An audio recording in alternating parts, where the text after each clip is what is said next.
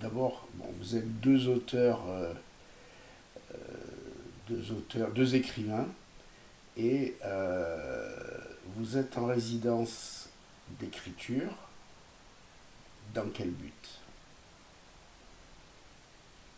Bonne question. Vas-y. Vas-y, je t'en prie. Oui, on a, donc, comme tu viens de le dire, on est deux auteurs de romans, pour Tariq aussi de pièces de théâtre, de fiction radio pour France Culture. Moi, je suis également scénariste télé et on a eu l'idée et l'envie de faire un thriller ensemble, un roman, ce qu'on n'a jamais fait. On a travaillé sur des projets et sur des réalisations d'ailleurs pour la télé, mais on s'est dit que en tant que deux écrivains qui s'entendent bien, qui ont un univers, enfin où il y a deux univers qui ont des passerelles communes, on pouvait faire un roman ensemble. Et on a choisi le genre du thriller qui est quand même un genre assez codifié, donc bon, ça permet d'avoir déjà comment dire, un socle sur lequel on espère, on va s'épanouir. Exactement. Non, j'ai pas grand chose à rajouter à part. On est parti sur l'idée principale d'une fille qui a été kidnappée. Ensuite, on a essayé de dérouler des choses à partir de là. Choses qui ont bougé au cours de la résidence de 15 jours, qui nous ont permis de poser les jalons, on va dire, les grands jalons de l'histoire, les personnages, et de réinterroger les mécaniques, en fait, pour essayer de faire en sorte qu'elles soient les plus fluides et les plus en adéquation avec ce genre, qui est celui du thriller, en fait. Vous avez des idées déjà bien arrêtées au départ? Comment ça se passe, la collaboration? Oui, on a des idées, bon, d'entrée de jeu, ce qui est un peu le propre de tous les auteurs. Euh, donc on rebondit, l'un apporte une idée ou l'autre, voilà. Donc là on avait choisi sur quelques idées qu'on avait développées déjà éventuellement pour la télé, mais en France c'est compliqué, les genres qu'on avait posés, un peu fantastique parfois, un peu le polar, ça marche, il n'y a que ça, mais bon, nous on poussait les curseurs, donc bref, on s'est dit à un moment donné, faisons donc ce roman, donc thriller policier. On a une idée de base. Là, on a profité, on en parlera tout à l'heure, de la résidence pour être tranquille pendant 15 jours, vraiment ne faire que ça. Donc ça, c'est vraiment très, très agréable. C'était la première fois aussi qu'on travaillait comme ça, 15 jours sur un même projet, sur un seul projet, dans des conditions vraiment très, très agréables, où on est tout le temps à réfléchir, à gamberger. Bon. Et là, oui, c'est par discussion qu'on avance, quoi. Euh, L'expérience qu'on a quand même d'écriture scénaristique aide, quoi.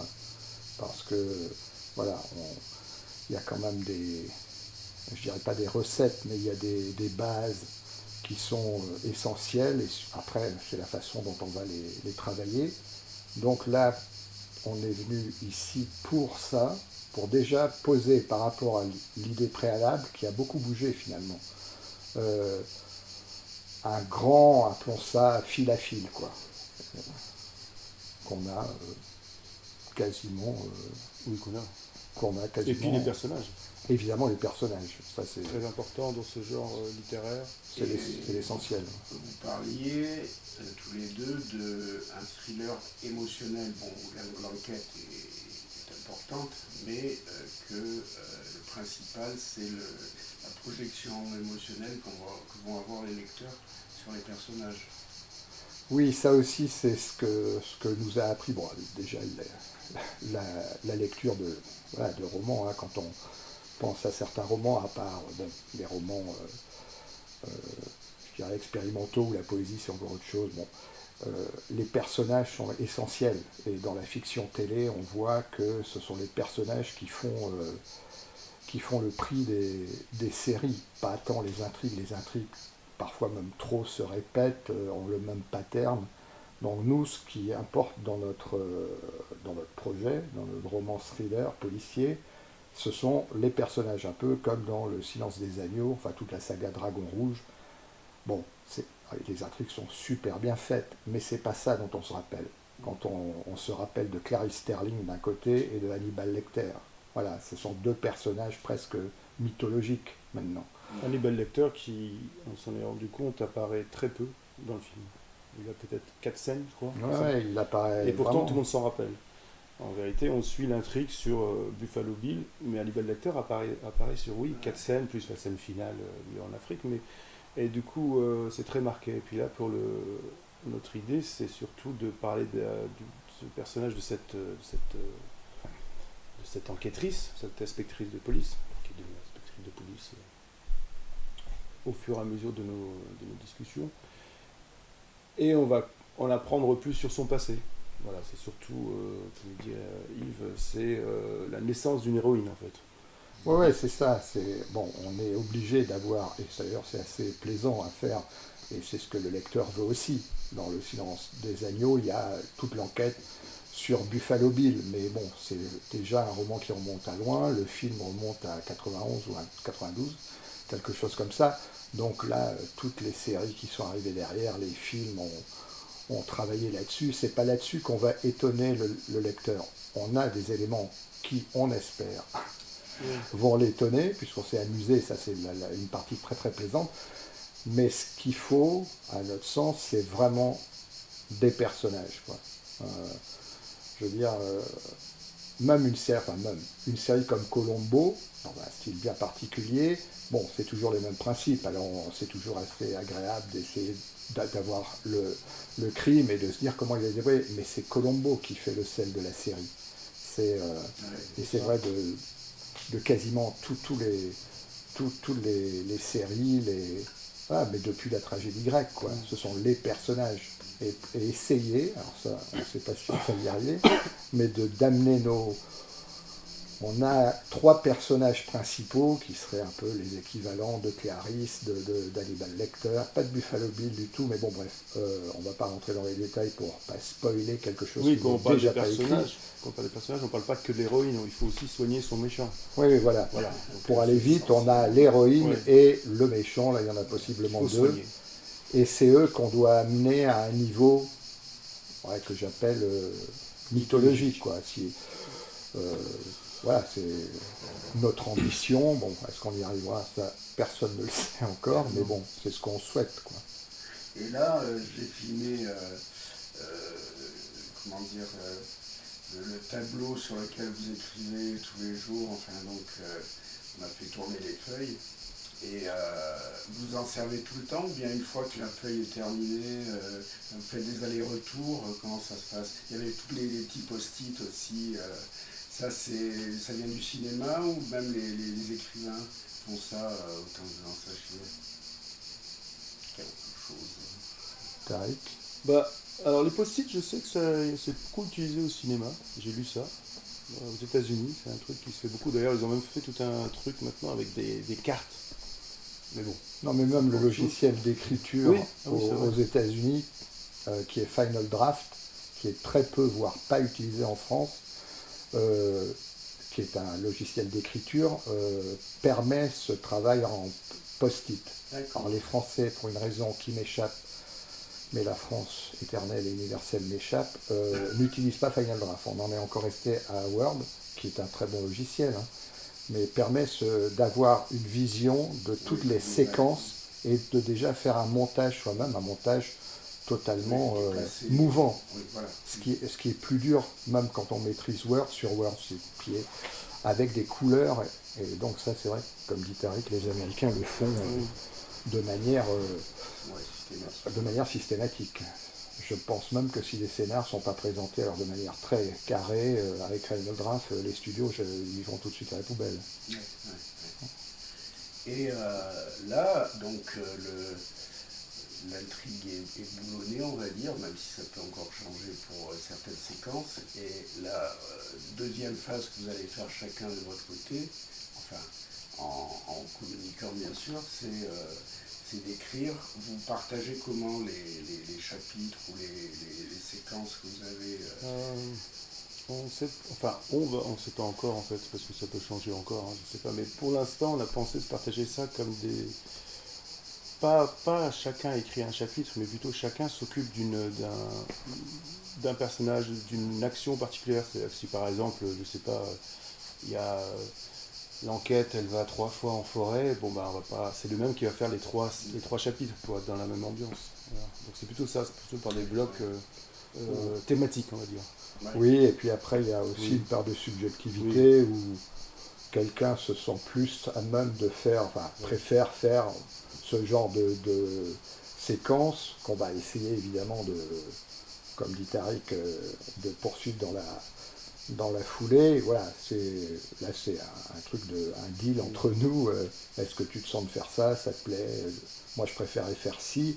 Après évidemment on reprend le texte de l'autre, enfin, on le lira sûrement ensemble, mais c'est encore vraiment le process quand même encore assez long. Mais pour faire un premier jet déjà de l'intrigue globale quand même, ce qui est celle par exemple de Buffalo Bill, pour reprendre cet exemple, dans Le Seigneur des Agneaux. Voilà, on va poser ça, on va déjà voir si ça tient. Si là on se dit, voilà, si déjà le lecteur suit ça et voilà, est happé par cette intrigue, bon, derrière là on aura, enfin nos personnages évidemment principaux sont complètement impliqués là-dedans, mais après on a plein d'éléments, de sous-textes qui ne sont pas dans ce que tu as vu, les pages qu'on écrit là sur le paperboard ou les petits, les petits post-it. Là il y a tout un sous-texte qu'on a par ailleurs nous, qu'on va sans doute mettre par écrit pour nous. Voilà, mais tout ça évidemment bouge. Après tu posais la question, et là on l'a pas encore fait, mais bon ça sur les personnages, il faut qu'on soit d'accord aussi. Bon, évidemment, à tous les niveaux sur les personnages. Enfin, l'accord n'est pas très difficile, mais il faut que, voilà, si tout à coup, parce que ça peut arriver, il y en a un qui pense que l'héroïne, Clarice Sterling, c'est pas Ripley rien que physiquement. Est-ce qu'elle est grande, est-ce qu'elle est petite? Bon, ça, on se met d'accord. Voilà. Parce que s'il y en a un qui dit elle est capable d'attraper le bocal de cornichon et que l'autre. Oui, quand même des jalons psychologiques. Oui, c'est ça. Mimaki, c'est pas mal. Des jalons psychologiques. En plus, elle peut attraper le bocal de cornichon. Elle peut attraper le bocal de cornichon, elle a des pouvoirs. Mais oui, des jalons psychologiques, poser la psychologie du personnage, hein, s'il est renfermé, c'est pas pareil que s'il est extraverti, et puis physiquement. Puis après, je pense qu'il y a des choses qui vont lancer. Oui, après, même chacun en écrivant ses parties, on va peut-être découvrir. On a les mêmes bases quand même. Hein. Oui, on a les mêmes bases. On va découvrir des loups. Bon, ça, on travaillera toujours en collaboration. Ça sera on va se revoir évidemment pour remettre les choses à plat. Et puis on peut inventer des trucs, mais pas évidemment. Sortir de pas trop s'écarter. Non, on ne fait pas la surprise à l'autre de dire tiens, c'est plus du tout Hannibal Lecter, il s'est échappé dès la première séquence, ça c'est pas possible. Ou alors si à un moment donné on se dit mais finalement ça serait mieux, voilà, on fait notre résidence. Voilà. Les loups, pour ceux qui ne le savent pas, c'est exactement les interrogations qu'on a le lendemain après avoir été très content de son travail et qu'on se rend compte en allant de plus en plus profond tu vois, de se dire ah là ça va pas. Voilà, mais c'est ce qui permet de faire avancer. C'est ça les loups. Ben oui, ouais, on peut avoir on peut finir la journée en disant ah là c'est génial, on a un truc, voilà, ça ne l'est pas forcément, mais bon, nous on est persuadés, c'est génial, on a trouvé le truc, la nuit passe ou la gamberge de chacun, parce qu'on voilà, chacun réfléchit à sa manière, et le lendemain, les deux parfois, ou un ou l'autre, on se dit mais ça fonctionne pas du tout, là. Il y a un truc qui va pas du tout, qui est énorme. En plus en général, c'est pas une petite chose, c'est un truc, ça c'est assez marrant, parce que c'est le truc énorme mais qu'on ne voit pas. Il est au milieu de la pièce et on ne le voit pas. Alors là, il y a un petit moment de solitude à deux, et où on est obligé de réinterroger notre intrigue, nos personnages, parce qu'il y a une dimension quand même de crédibilité quand même. Pour que le lecteur adhère. C'est le fameux, les Américains disent ça, suspension of disbelief. Vous êtes prêt à accepter, tout spectateur, lecteur est prêt à accepter des choses. Et il y a un moment donné où on décroche, on dit non là j'y crois plus. si vous revoyez Le silence des agneaux de manière très précise, à la limite, ça ne tient pas du tout la route. C'est du n'importe quoi. Mais c'est fait avec tellement de talent, tellement de génie même. Bon, le film en lui-même est tellement bien interprété que vous acceptez le truc. C'est la façon dont il pose, ça c'est vrai dans le bouquin, Dragon Rouge déjà, bon, Le silence des agneaux, on n'a pas lu, je crois, moi j'ai pas lu les origines d'Hannibal.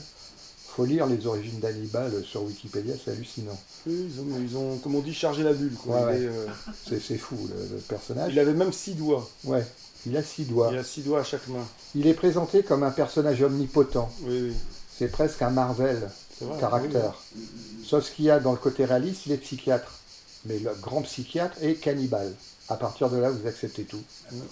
Enfin, tout ce qui est posé. C'est-à-dire que quand Clarisse revient d'une petite truc qu'elle a fait, elle s'est blessée, elle a du sang, il hume le sang. Ce qui n'a rien à voir avec un psychologue. Ouais. Mais bon, il y a derrière les fenêtres. Mais on accepte cette idée-là. Oui. Et il y a parfois, il l'appelle quand même Hannibal le cannibale. Moi, je dois dire, quand on s'est interrogé là, si Tariq arrivait en me disant j'ai un personnage, c'est génial, c'est Hannibal le cannibale, je dirais non, c'est too much. Oui, c'est vrai. C'est ridicule. Et ben non. Non. Parfois, il faut pousser les curseurs, comme dit Tariq aussi, charger la mule.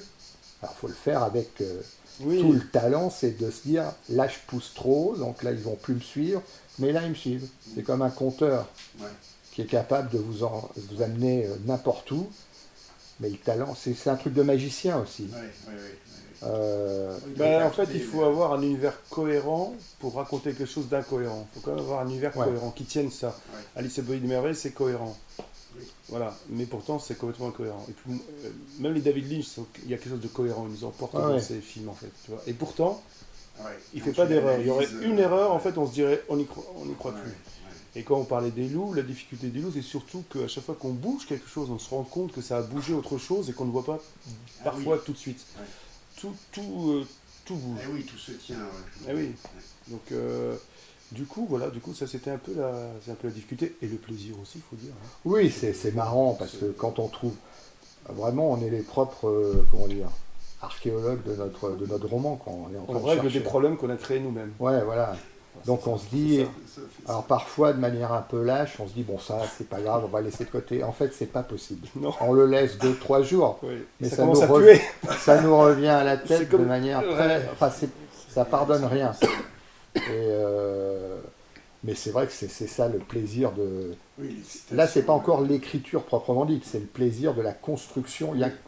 C'est très ludique en fait. De l'architecture. Qui va permettre de s'amuser plus à l'écriture. Plus cette année, on aura moins de problèmes. Voilà. Parce que ça, c'est ça qui est important. C'est plus la préparation est bien faite, plus on prend du plaisir après dans un cadre à s'amuser à écrire en fait. Sans être... Parce qu'on est comme le lecteur aussi. Hein. On connaît le truc, mais on se dit est-ce que ça je vais croire? Est-ce que si je lis ça, je vais me dire bon, je continue. Alors parfois oui, parfois non. Parfois, c'est ça. Parfois, on peut se dire. Là non, mais là j'y crois pas. Ça nous a, ce qu'on a revu ici, puisque tu as plein de DVD, on voulait, parce que bon, notre histoire, elle a rien à voir, mais bon, c'est un peu une pierre angulaire, Le silence des agneaux, ce qui nous plaît beaucoup d'ailleurs, les personnages et tout. On l'a revu, mais vraiment, ce qui nous a, enfin choqué, c'est pas le terme, mais comme tu dis, lecteur dans le silence des agneaux, Hannibal c'est encore autre chose. Et Dragon Rouge aussi, alors les origines, je sais pas, la série, je n'ai pas vu, mais il apparaît très peu. Et il y a des facilités, alors pour le coup scénaristiques, mais quand on le voit la première fois, même 2 fois, 3 fois, même là, on les accepte, on n'est pas là pour ça, on est pris... c'est le magicien qui vous fait un tour, il vous fait un petit truc d'un côté... qu'on ne comprenait pas, qu'on laisse passer. Il y a des scènes qu'on ne comprend pas vraiment... de Yourself Storage. Ah, vas-y, dis-le, puisque c'est toi qui l'as vu à un moment donné, on ne la comprenait pas. Alors, non, parce que c'est compliqué en fait, on t'explique. Alors, parce qu'il l'envoie... Non, voilà, il lui dit qu'il y a une femme, c'est ça, il lui donne le nom d'une femme, qui en fait, elle apprend que c'est un anagramme. Alors pareil, elle trouve des anagrammes assez faciles. Elle trouve l'idée de l'anagramme assez facilement. Oui, bon, Clarisse aussi a un petit côté... Elle est très anagramme. C'est un peu la manque de l'anagramme. Bon, voilà. On accepte parce que voilà. Elle se retrouve... Ah oui, alors comment elle trouve... elle est censée trouver un storage, Non, c'est pas ça. Ah mais c'est à la fin, c'est comment elle trouve ça. Oui, mais il lui dit, faut te trouver en toi-même. Ah oui, il lui dit C'est cherche ça. en toi-même. Alors même en français, ça fonctionne pas parce que c'est yourself. La réponse est stockée en toi. Voilà. Un truc de ce style. Ah oui, c'est ça à peu près. Oui, la réponse est stockée en toi. Stockée en toi. Enfin, elle est en toi, quoi. Et là, la Clarisse, qu'est-ce qu'elle fait? Comme n'importe quelle personne aurait fait. Elle commence à chercher tous les trucs de storage de la région. Mais on le voit. Non, on le voit. On le voit pas. Hein. On ne le voit pas. On l'apprend plus tard. Non. On l'apprend même pas. Ah non, on voit un plan. Non. Direct. Dans le film, c'est ça qui est génial. Alors peut-être qu'ils ont filmé une scène C'est possible. qu'ils ont enlevé au montage pour aller plus vite. Mais le film, c'est ça. Hannibal lui dit, il faut trouver en toi, yourself. Alors en français, je sais pas comment ils sont débrouillés. Bref, yourself. Plan suivant, elle est sur. C'est un plan très furtif, yourself storage. La caméra descend. La caméra descend. Bon, elle est toute seule. Bon, ça c'est pas grave. Mais vous êtes avec elle. Vous êtes dans la peur avec elle. Elle ouvre l'entrepôt où elle va trouver ce que Hannibal veut qu'elle trouve. Oui, voilà. Bon, et on se disait, nous, quand on regarde ça, mais vous êtes pris avec elle, parce que c'est la peur qui... Vous avez vu Hannibal, c'est ce mec qui l'envoie là, il l'envoie dans un lieu, vous flippez pour elle. En plus, pour trouver un truc qui ne sert pas l'enquête du tout. Enfin... Mais qui pose une ambiance. Et nous, donc, quand on a un peu autopsié le film pour notre propre roman, on se dit, mais à ce moment-là, qu'est-ce qui se passe? Et c'est toi qui l'as vu, parce que on se dit, bon d'accord, il lui dit, cherche en toi, yourself... les choses sont peut-être entreposées, c'est pas aussi lourd, mais il y a un truc comme ça, stocké en toi.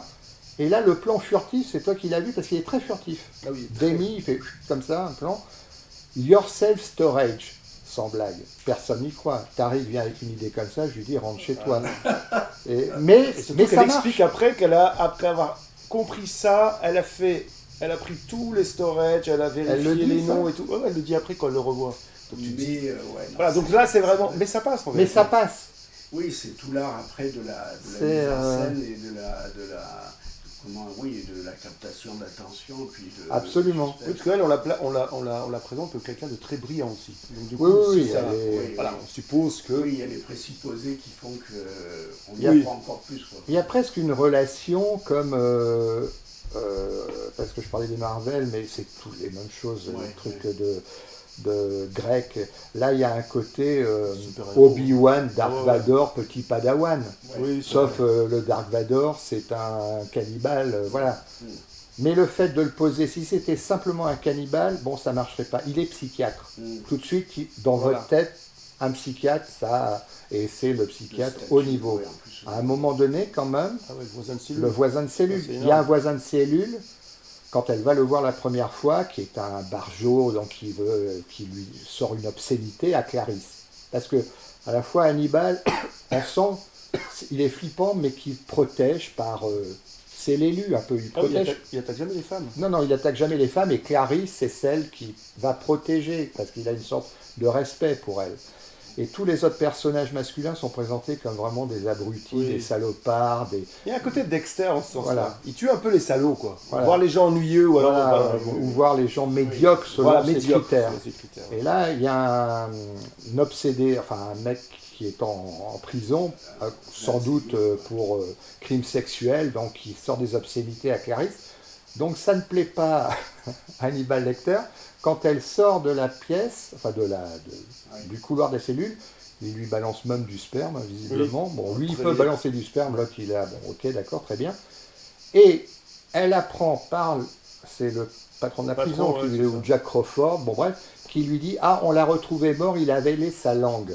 Bon, là, c'est la puissance presque déiste. Après avoir parlé avec Hannibal. Après avoir parlé à Hannibal. Donc Hannibal est capable d'amener un dingo qui a été obscène et presque, c'est une agression, voilà, avec Clarisse, de protéger Clarisse et de lui faire avaler la langue. Voilà. Bon, dit comme ça, c'est du n'importe quoi. Mais la façon dont c'est dans le bouquin écrit et dans le film mis en place, vous acceptez.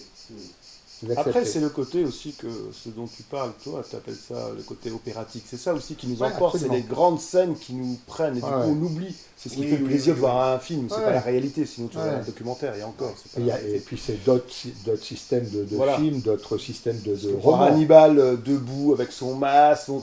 truc, on se pose plus la question de savoir comment il a réussi à choper le trombone, le silo, le truc. Voilà, Avec ça la c'est boucle. pareil. C'est ce que tu disais, Voilà. c'est la sénatrice dont on a enlevé la fille. Bon, c'est dans un hangar avec des Falcons ou je sais pas quoi comme avion, les mecs style Oui. FBI avec les flingues et tout. C'est ce que j'appelle moi les trucs opératiques. Voilà. Elle aurait pu venir le Le voir tout simplement. tranquillement, Oui, oui, lui non, mais demander des trucs. Mais ça ferait pas le même Ouais, effet. Donc ouais, nous, ouais, on ouais. essaye aussi là, parce que ça Parce nous qu'on aime bien, amuse, ouais. Ben parce oui, que c'est bien rigolo, sûr. de faire, fonctionne. c'est le coup du lapin, quoi. Ouais, ouais. Si le lapin, bon, sort comme ça, basique, bon, ok, c'est sympa, mais en plus, on l'a vu maintenant 20 000 fois, le coup du lapin. Mais c'est comment on va inventer, c'est toujours les mêmes tricks, mais comment on va inventer quelque chose qui, on espère, va plaire Voilà. à nos lecteurs. Et faut que nous, faut que ça nous amuse. Oui. Et ça, dans la discussion qu'on a, les discussions qu'on a, ça c'est vraiment le côté plaisant, c'est que l'un sort voilà, un coup, et Ça, l'autre c'est se vrai. dit ah ouais, c'est génial, ou alors c'est naze, mais moi j'ai cette idée-là. Oui, c'est vrai. Et il y a un échange comme ça, et on arrive à un coup qui plaît aux deux, où on se dit là c'est quand même pas mal, qui a été construit en fait Voilà. par les deux. Et voilà, enfin, c'est ça le plaisir de travailler en collaboration avec.